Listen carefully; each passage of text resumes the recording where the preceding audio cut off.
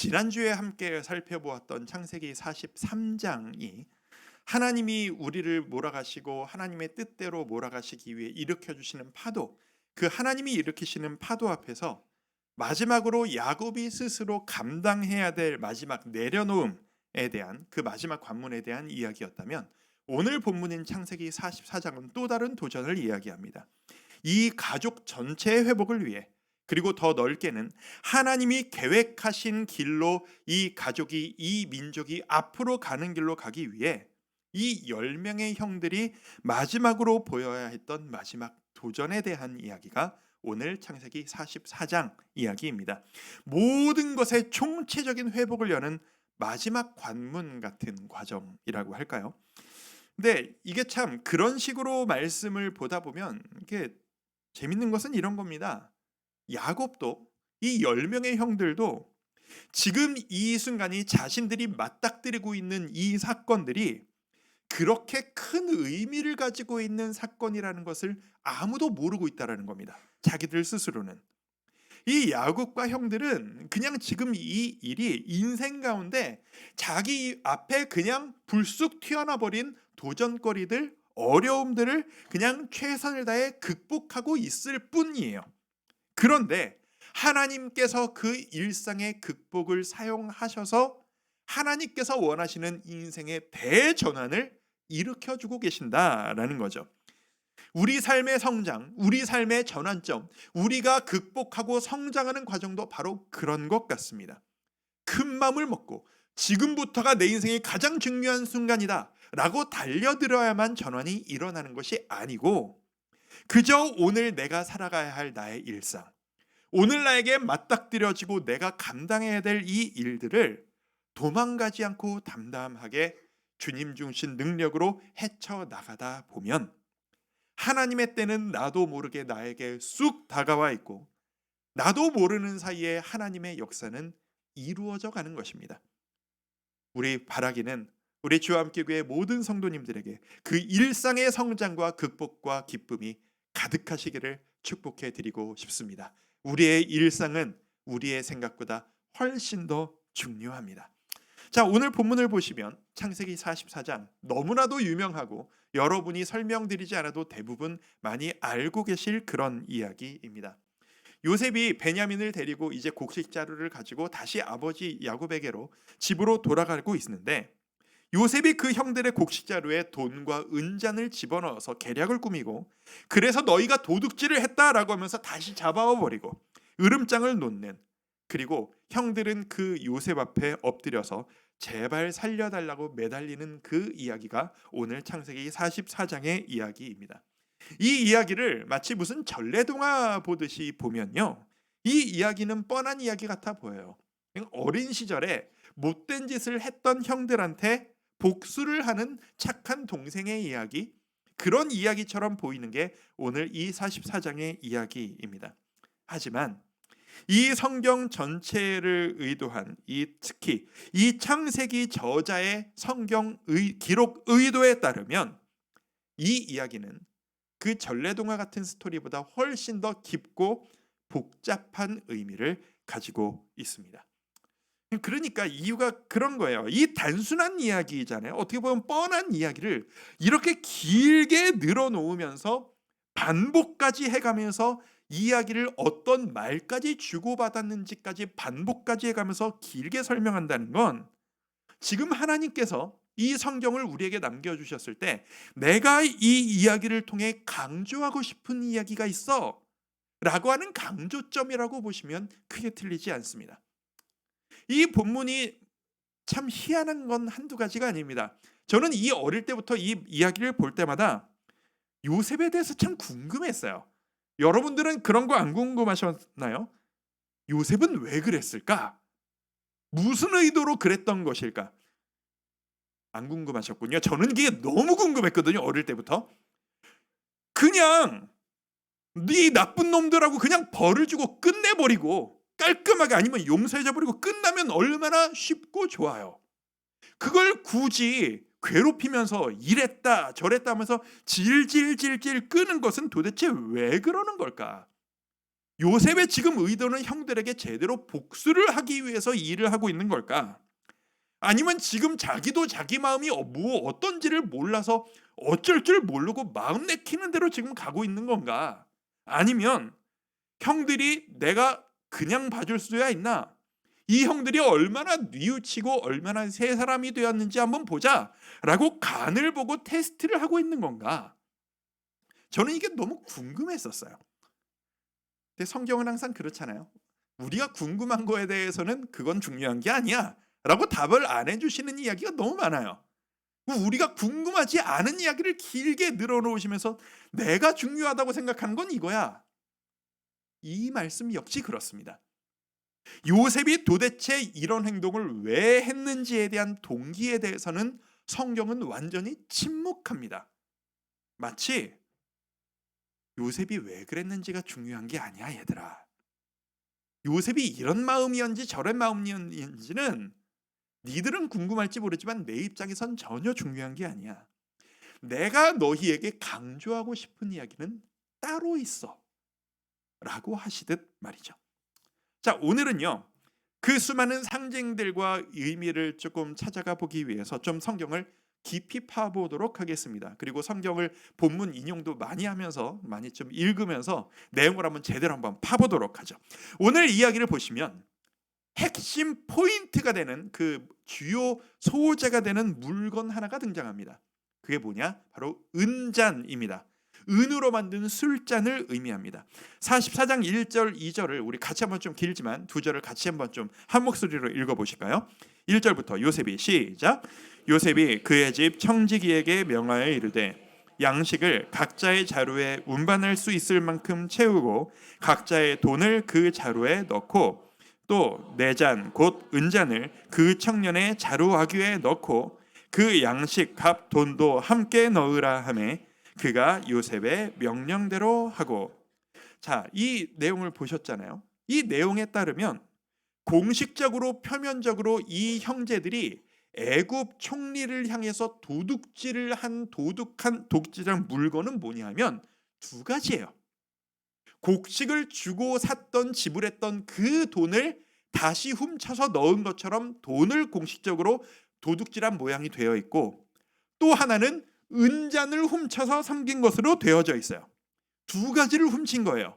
그런데 이 뒤에 이어지는 추궁을 보면 돈을 훔친 거에 대해서는 이런 방구 언급 자체가 없어요. 은잔만을 계속 집요하게 이야기해요. 애굽에서 이 은잔이라고 하는 도구는 신이 나에게 주신 뜻이 무엇인가를 점치는 데 사용되어지는 성물 같은 물건이었다라고 합니다.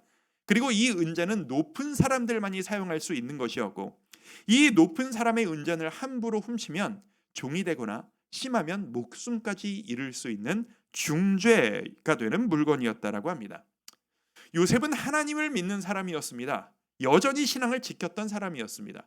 그렇기 때문에 요셉이 이 은잔을 가지고 점을 쳤을 리는 없다라고 봐도 괜찮습니다. 그렇다면 도대체 왜 은잔이었나? 여기에는 상징적 의도가 있습니다.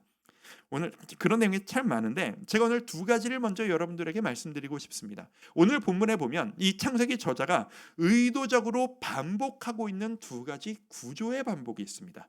자, 첫 번째 뭐냐 하면 저기 1장 10절이 아니에요. 1대 10이에요.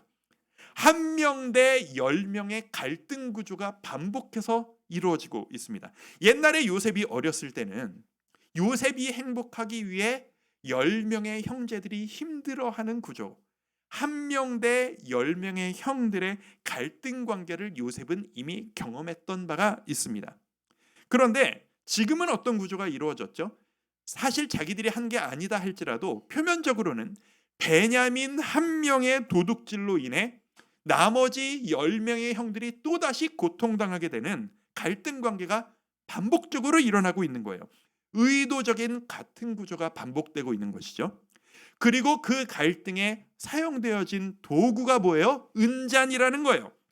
성경 저자는 의도적으로 이 은잔을 강조 반복합니다. 28절에 보면 37장 28절 옛날에 봤던 37장 28절에 보면 이런 기록이 있습니다. 형들이 요셉을 구덩이에서 끌어올리고 은 20의 그를 이스마엘 사람들에게 팔매라는 기록이 있습니다. 요셉이 맨 처음 이방 상인들에게 팔려갔을 때 그 몸값이 은 20세겔, 은 20이었어요. 그런데 이 성경 저자가 요셉이 형들을 다시 만나는 이야기가 42장부터 45장까지 쭉 펼쳐지는데, 원어를 보면 이 이야기를 기록하면서 의도적으로 이 은이라는 단어, 우리나라 말에는 은이라고도 번역되고 돈으로도 번역되는데 이 은과 돈이 같은 단어거든요, 원어상으로. 이 은이라는 단어를 42장에서 45장까지 20번을 반복해요. 의도가 된 기록인 거죠. 의도적이라고 할 수밖에 없는 이 두 가지 반복 구조를 만들었어요. 예전에도 1대 10, 지금도 1대 10. 예전에도 은 20, 지금도 은 20번. 같은 구조와 같은 소재를 반복하면서, 얘들아, 지금부터 강조점이 시작되는 거야. 내가 하고 싶은 얘기가 바로 여기서부터야. 라고 하시듯 깨져버린 관계, 가장 사랑해야만 했던 관계가 그렇게 되지 못했을 때 이 관계를 회복하려면 무엇이 필요했던 것인가? 창세기 저자는 그렇게 오늘 이야기를 펼쳐나가기 시작합니다. 성경은 이렇게 파고 팔수록 새로운 게 막 나요. 재밌지 않습니까? 제가 이거 하면서 얼마나 재밌었는지 몰라요. 야, 이런 게 있었구나, 이런 게 있었구나. 자, 조금 더 들어가 볼까요? 이 형들이 도둑질을 했다라는 그 누명을 뒤집어 쓰고 애굽으로 다시 끌려가는 길입니다. 근데 주목할 만한 것은 뭐냐면, 지금 11명의 형제가 다 애굽으로 갈 필요가 없었다라는 거예요. 베냐민만 끌려갔으면 됐어요. 44장 10절을 쉬운 성경으로 보시면 이런 표현이 나옵니다. 하지만 은잔을 훔친 사람만 내 종으로 삼을 것이요, 다른 사람들은 그냥 가도 좋소. 그러니까 베냐민만 애굽으로 데려갈 테니 니들은 집으로 가라 라고 하는 거예요. 자, 이 형제들은 이미 한 번 경험이 있어요. 처음 애굽에 방문했을 때 시므온을 애굽 감옥에 가둬놓은 채로 아버지에게로 돌아갔던 경험이 이미 한 번 있는 사람들이잖아요. 근데 이 시므온이 베냐민으로 바뀌었을 뿐이에요. 그런데 이번에는 예전에 했던 것처럼 베냐민을 두고 집으로 못 가는 거예요. 왜요? 그게 베냐민이었기 때문이에요. 아버지가 특별히 사랑하는 아들이었기 때문이에요. 우리가 베냐민을 놔두고 그냥 집으로 돌아가면 아버지가 제대로 계실 수 없다는 걸 알기에 그냥 갈 수가 없는 거예요. 그래서 사서 안 와도 된다라고 하는데, 굳이 이 10명의 형제들이 베냐민과 함께 애굽으로, 요셉에게로 다시 터덜터덜 끌려가기 시작한 겁니다. 그 끌려가는 모습이 이런 모습이네요. 44장 13절 우리 같이 한번 읽어보겠습니다. 시작. 그들이 옷을 찢고 각기 짐을 나귀에 싣고 성으로 돌아가니라. 옷을 찢고 라는 말이 나옵니다. 이 옷을 찢는다라는 모습이 이제 예수님 시절까지 우리는 성경에서 많이 보는 표현이었기 때문에 옷을 찢고라는 모습이 참 익숙하실지 모르겠습니다만, 이 이스라엘 지역, 이 중동 사람들에게 옷을 찢는다라는 것은 슬프다고 툭 하면 홧김에 찢어버리는 그런 일이 아닙니다. 이 옷 한 벌은 당시 사람들에게 오늘날로 치면 차 한 대 값과 맞먹는 가치를 가진 물건입니다. 함부로 찢을 수가 없는 거예요. 일생에 몇 번 일어나지 않는 일이고 극한의 감정의 표출입니다. 너무 강렬해서 한 번 찢었으면 평생 잊을 수 없는 기억이 바로 이 옷을 찢는 행위라고요. 형제들은 옷을 찢으며, 그리고 그 찢긴 옷을 입은 채로 터덜터덜 고통스러워하며 다시 애굽으로 걸어가고 있습니다.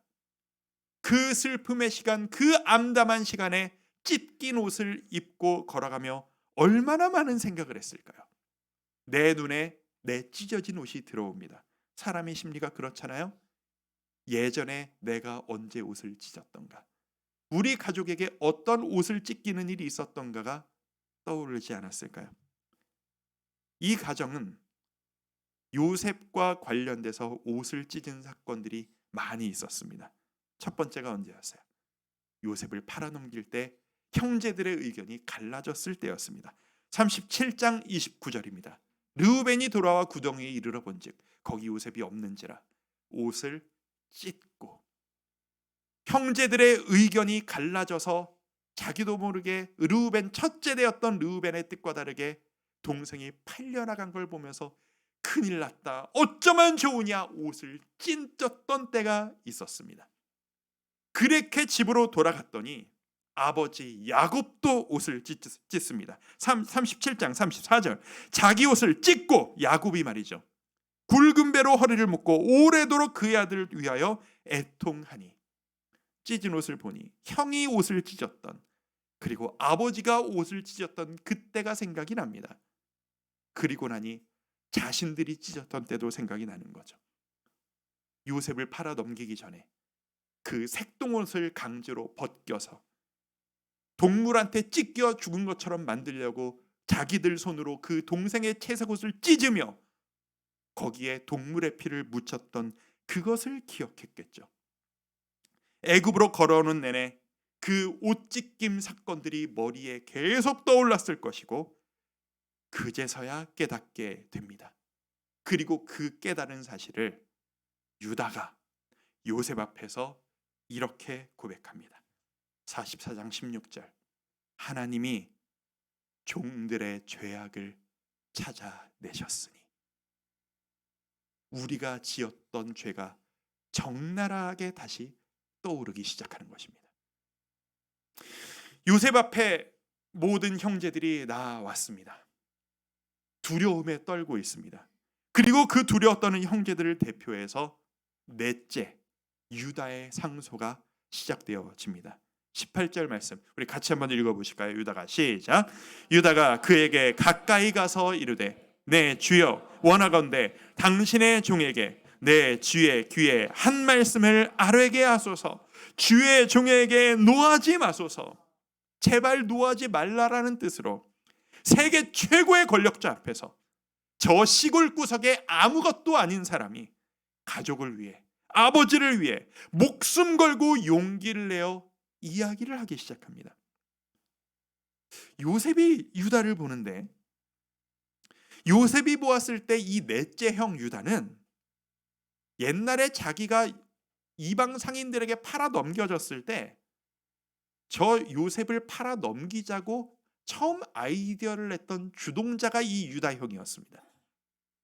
그 나를 팔아 넘기자고 주동했던 저 형이 이제는 나이가 들어 내 앞에서 가족을 위해, 아버지를 위해 목 놓아 부르짖고 있는 그 모습을 보고 있는 것입니다.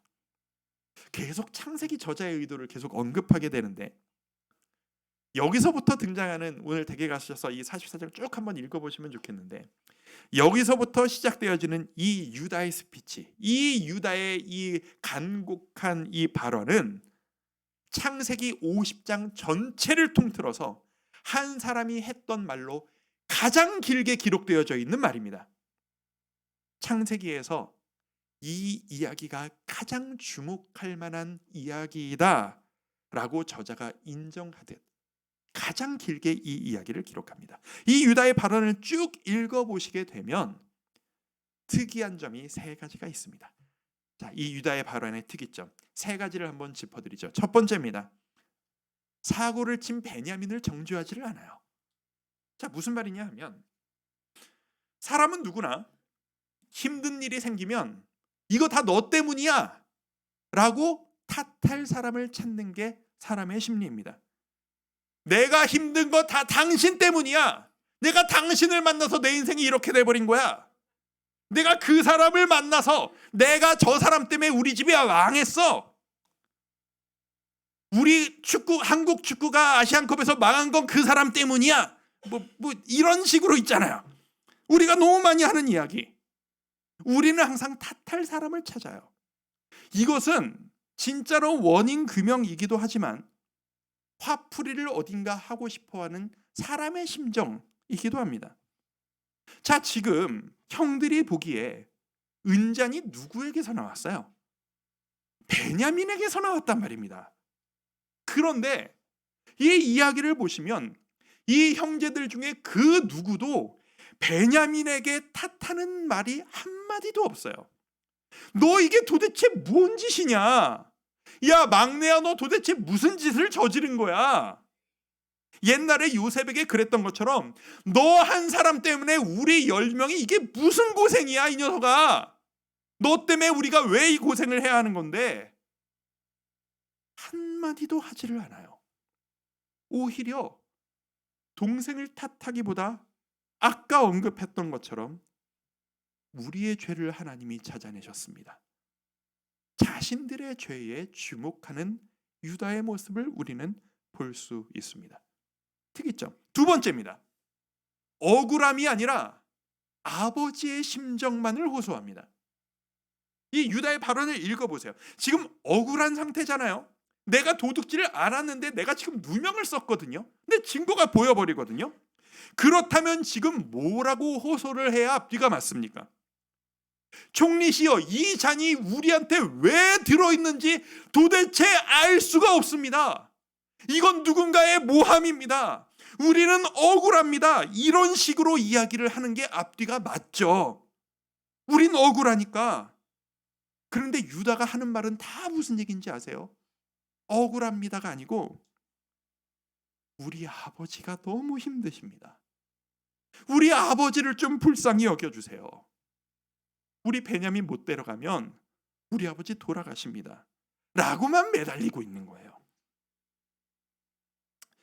제가 이 부분을 보는데 자꾸 그런 생각을 하게 되더라고요. 기도를 이렇게 해야 되는 건가 내가? 우린 기도할 때 저 억울해요. 저 이거 왜 안 주시는 거예요? 저한테 왜 이러시는데요?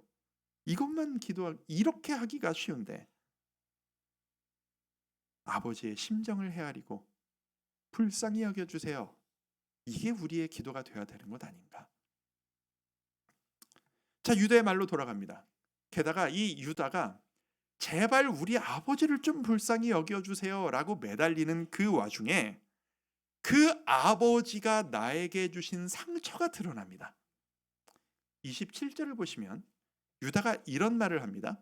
우리 아버지가 우리에게 이르되, 그러니까 이르되 다음부터가 우리 아버지가 자기들한테 늘 했던 이야기라는 뜻이에요. 너희도 알거니와, 지금 야곱이 우리한테 이야기를 했다는 겁니다. 너희도 알거니와 내 아내가, 자, 아버지가 얘기하는 내 아내가 우리 어머니가 아니에요. 아버지가 내가 인정하는 아내는 이 사람인데 라는 그 아내가 나를 낳아주신 내 어머니가 아니에요. 그리고 아버지가 우리에게 얘기할 때 내 아내가 내게 두 아들을 낳았으나 내 진짜 아들은 2명인데 이 두 아들이 우리가 아니에요. 이게 아버지가 아들한테 할 말이 아니잖아요. 이 이야기를 아버지로부터 듣고 있는, 존재를 부인당하고 있는 이 아들들의 마음은 얼마나 상처로 가득했을까요?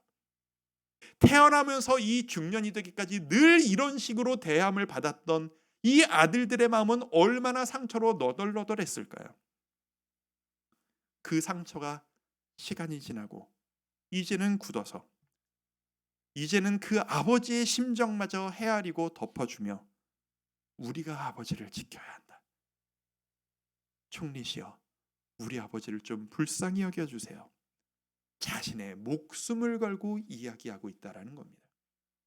자, 특이점 첫 번째는 누구도 베냐민을 정죄하지 않았다. 두 번째는 자기들의 억울함이 아니라 아버지를 불쌍히 여겨달라고 이야기했다. 세 번째가 중요합니다.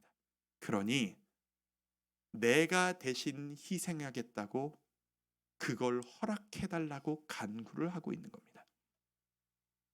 유다가 부탁합니다. 총리시여, 우리 막내가 저질렀던 죄의 값을 제가 대신 치를 테니, 우리 막내 대신 제가 종이 되고 제 생명을 총리께 드릴 테니 제발 부디 우리 막내를 용서해 달라고, 그래서 우리 아버지를 좀 살려달라고. 내가 우리 아버지에게 약속했다고 내 삶을 걸고 약속했습니다. 그러니 우리 막내 좀 아버지에게로 살려 보내 주십시오. 내가 대신 값을 치르겠다라고 말입니다.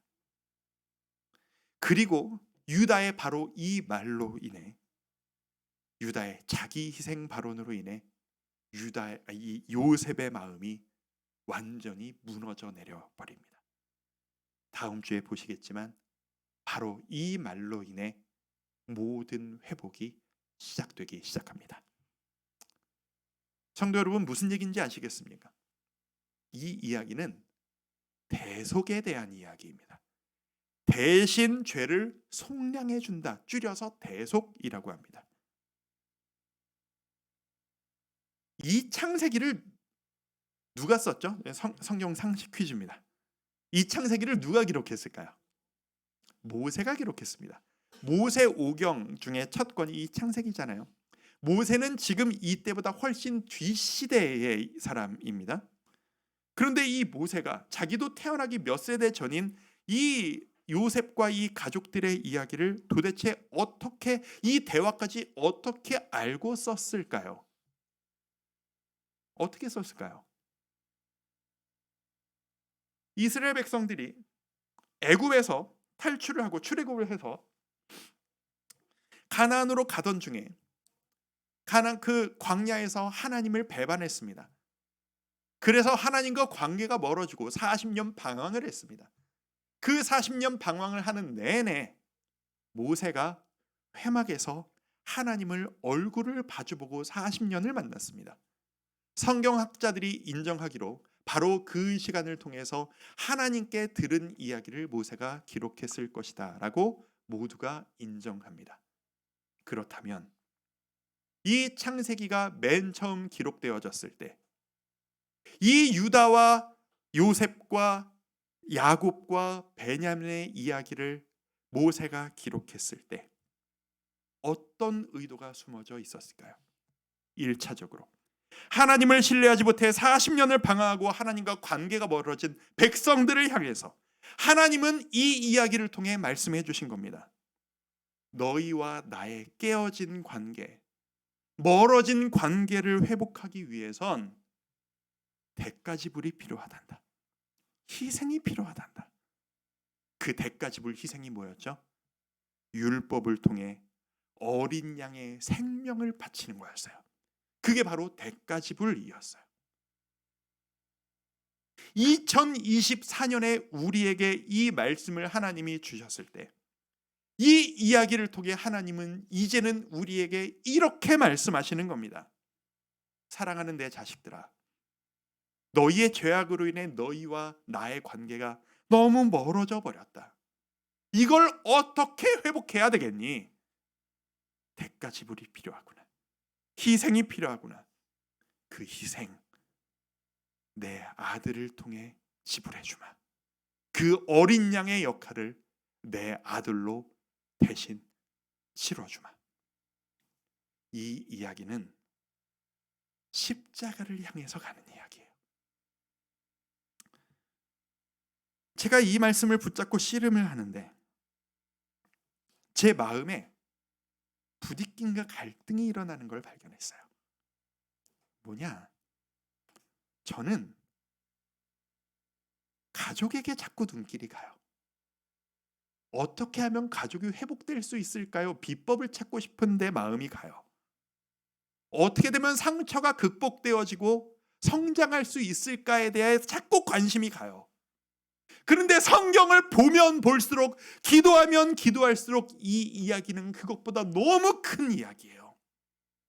이 이야기는 대속에 대한 이야기이고 십자가를 향해서 나아가는 이야기예요. 베냐민, 야곱, 아버지가 있어요. 베냐민이 지금 누구예요? 사건 중심에 있으면서 정작 한마디도 못하고 있는, 죄도 내가 지었고 나 때문에 형도 아버지도 모두가 힘들어하고 있는데 아무 능력이 없어서 한마디도 못하고 어쩔 줄도 모르고 앉아있는 능력 없는 막내, 이런 존재가 바로 우리예요.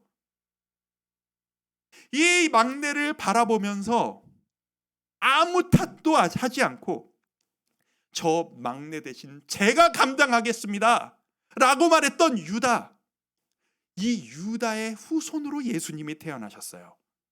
그 가문에 예수님이 태어나셨어요. 그리고 이 막내, 우리를 너무 사랑하셔서 다른 아들을 희생하시기까지 허락하실 수밖에 없었던 이 아버지가 바로 우리 하나님 아버지셨다라는 거예요. 만남의 균열이 생기면, 가장 사랑해야 될 관계가 깨져버리면 누군가의 희생이 있어야 회복이 됩니다. 우린 살아가면서 다툼이 있죠. 갈등이 생깁니다. 여러분들도 다툴 때가 종종 많이 있으시죠? 없으시길 바랍니다만. 누군가 다투신 이후에 누군가 먼저 미안해, 우리 회복하자라고 사과의 손짓을 먼저 내밀어야 회복이 되어집니다. 자, 질문. 여러분은 다투신 이후에 먼저 사과를 많이 하시는 편이세요? 상대방이 사과할 때까지 버티고 기다리시는 편이세요? 그 보통 패턴이들이 있으시더라고요. 여러분은 어떤 쪽이세요? 여러분들이 보시기에 사람과 사람이 다퉜을 때, 관계가 멀어졌을 때 보통 누가 먼저 미안하다라는 말을 하게 되나요? 더 잘못한 사람이 미안하다라는 말을 하게 되나요? 제가 보니까 아닌 것 같은데요.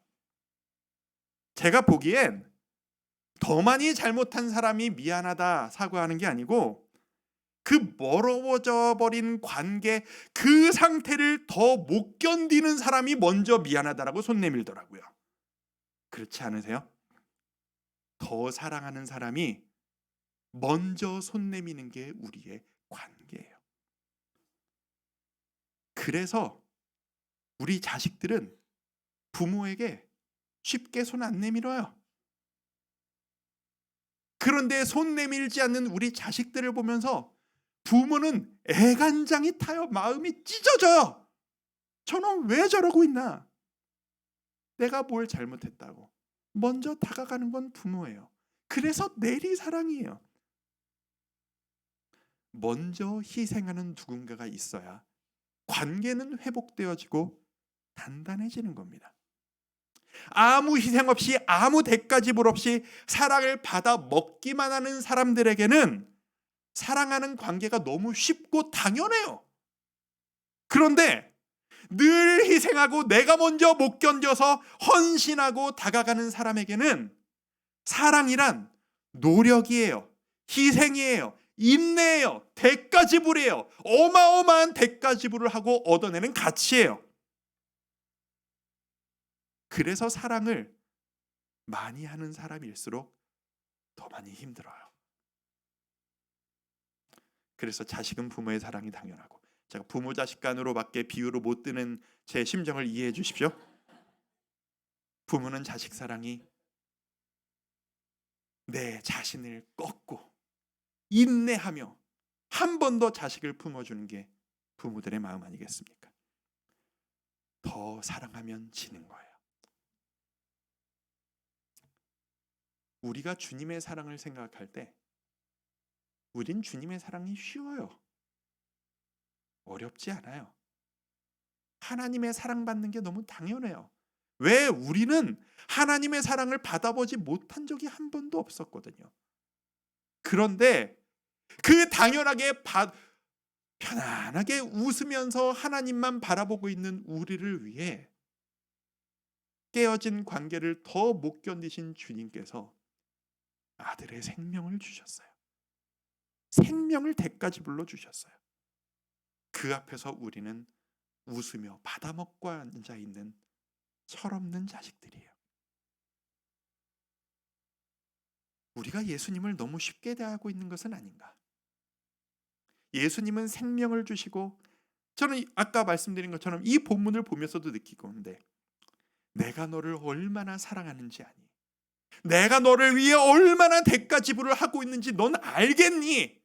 라고 메시지를 주시는데, 나는 자꾸 이 말씀을 보면서 내가 원하는 이야기를 뽑아내고 싶은 거예요. 나는 어떻게 하면 성공할 수 있나? 나는 어떻게 하면 회복될 수 있나? 우리 가족이 어떻게 하면 잘 될 수 있나? 이게 우리예요. 유다가 어렸을 때는 자기 감정에 충만해서 나쁜 일들을 저질렀지만 나이가 들어가며 아버지의 심정을 헤아렸듯이 우리도 하나님을 믿은 시간이 길어갈수록 우리 조금씩이라도 더 아버지의 심정을, 하나님의 심정을, 나를 위해 피 흘리신 그 예수님의 마음을 좀 헤아려야 되지 않겠습니까? 이 이야기는 개인뿐만이 아니라 우리 공동체에도 그대로 적용될 수 있습니다. 우리 공동체, 우리 개강 앞두고 있는데요. 우리 다락방과 많은 공동체들이 이제 곧 또 시작이 되게 될 텐데요. 이 이야기를 공동체에 적용해 볼까요? 공동체가 하나가 되려면 그 공동체를 가장 사랑하는 사람이 제일 많이 희생하고 헌신하게 되어져 있습니다. 누군가의 헌신과 누군가의 희생이 있기 때문에 그 다락방이, 그 공동체가 행복하게 돌아가고 있는 거예요. 나는 희생한 적 없는데 나는 우리 공동체 너무 좋던데요. 그게 내가 받아먹고 있다라는 증거예요. 나는 그냥 이렇게 웃으면서 행복하게 누리고 있는데 내가 모르는 사이에 그게 순장님이실지 다른 누가 순원일지 내가 모르는 누구일지 모르겠지만 우리 공동체를 위해 누군가는 지금도 뼈를 깎는 노력을 하고 있고 눈물 흘리며 기도하고 있다라는 사실을, 그리고 그런 분들의 수고로 인해 공동체가, 교회가 세워져 가고 있다는 사실을 우린 절대 잊어서는 안 될 겁니다. 더 중요한 가치를 위해 희생할 수 있는 사람, 그 사람이 진짜 사랑하는 사람입니다. 여러분 혹시 이런 생각하고 계세요? 왜 맨날 나만 희생해야 되는데요? 왜 맨날 나만 눈물 흘려야 되는데요? 나도 좀 받고 싶은데, 나도 좀 편안하게 참여하고 싶은데 왜 나만 자꾸 이렇게 희생하고 눈물 흘리며 이 공동체를 섬겨야 합니까?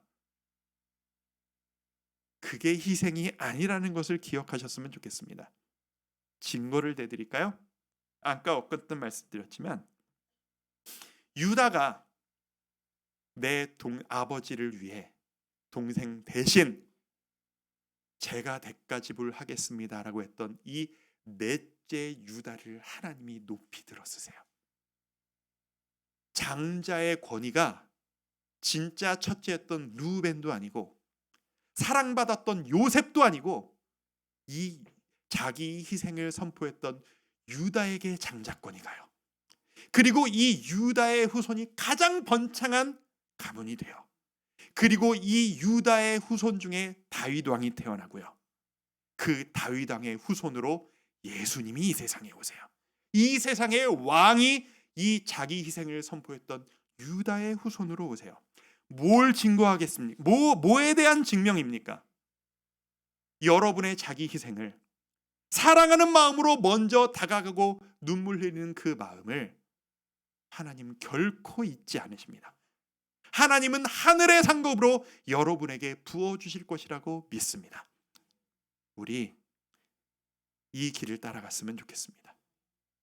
하나님을 사랑하고 아버지의 마음을 헤아리며 아버지의 몸된 우리 교회를 사랑하며 내 주위 사람들을 사랑하며 우리 이 유다의 길을, 예수님의 길을 따라갑시다.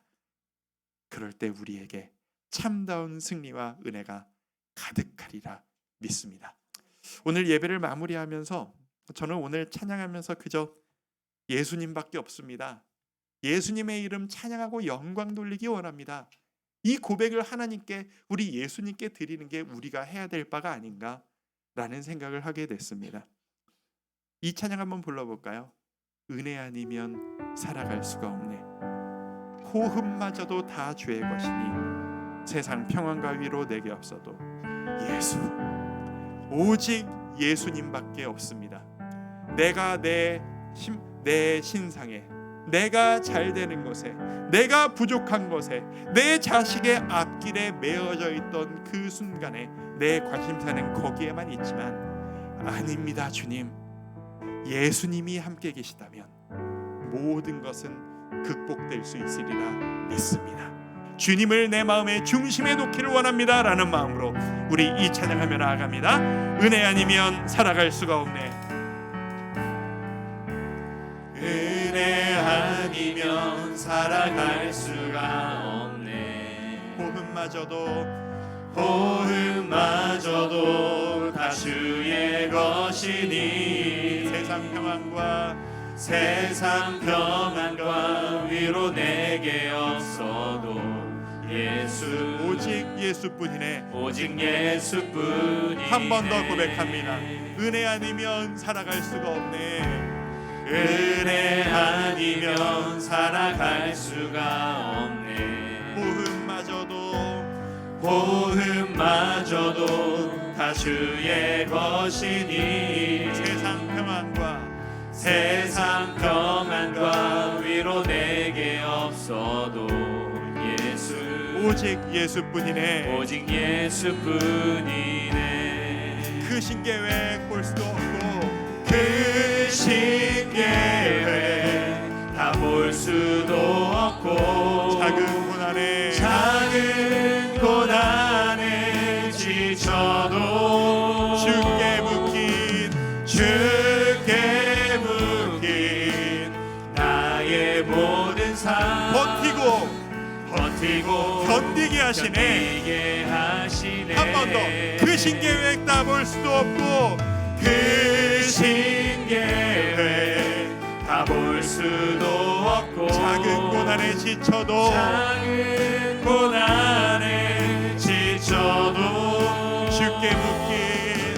주께 묶인 나의 모든 삶 버티고 견디게 하시네. 그렇게 이끌어 주시리라 믿습니다. 은혜 아니면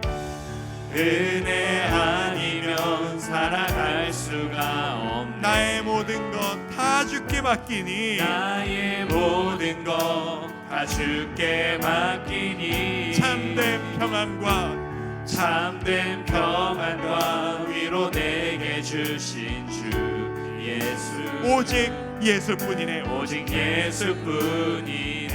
오직 예수뿐이네.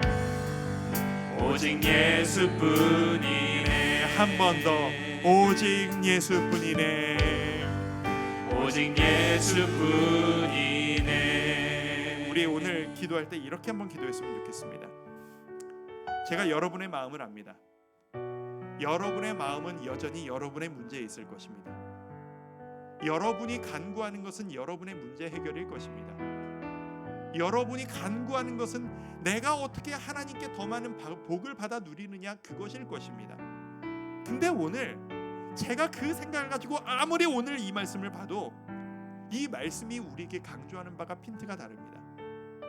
우리가 십자가를 바라봐야 합니다. 우리가 예수님을 우리 마음의 중심에 둬야 합니다.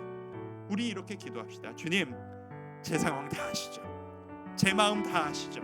다 내려놓고 제가 예수님을 제 마음의 중심에 모시길 원합니다. 예수님, 나의 구주 예수님, 나를 위해 모든 대가짐을 대신해 주신 예수님, 제 마음의 중심에 자리 잡아 주시옵소서. 예수님 홀로 영광 받아 주시옵소서. 우리 같이 한번 기도하며 의지적으로 선포하며 기도하도록 하겠습니다. 기도합니다. 아버지 하나님, 오늘 이 말씀을 바라보며 우리 마음속에 결단합니다.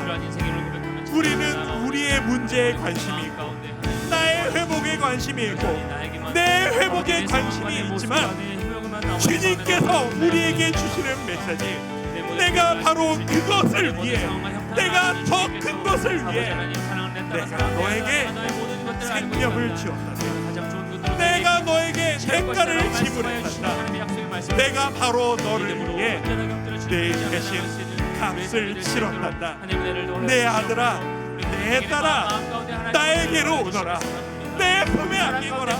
말씀하시는 그 예수님의 사랑을 아버지께서 자기의 마음을 열어주시기를 바라는 마음으로 애타는 심정으로 자녀를 바라보시는 그 하나님의 심정을 아버지 하나님 우리가 다시 한번 느끼며 주님 앞에 나아갑니다. 아버지 하나님, 이 부족한 우리들이, 이 나약한 우리들이 주님 앞에 나아가오니 주여 붙잡아 주시옵소서. 나의 아버지 되신 주님, 내가 주님 사랑하는 것보다 나를 더 사랑하시는 주님, 나에게 내리 사랑을 부어 내려주시는 주님, 오늘 말씀을 통해 내가 원하는 것을 얻어내고 싶었지만 이 말씀을 통해 우리에게 주신 것, 내가 감당하기 어려울 정도로 큰 예수님의 생명의 사랑이라는 것을 다시 한번 발견합니다.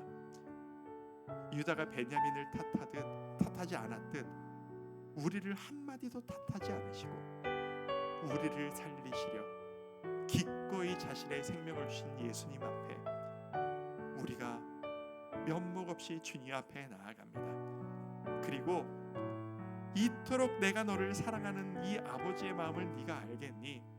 애달른 마음으로 우리에게 사랑을 내려주시는 우리 하나님의 사랑을 다시 한번 생각합니다.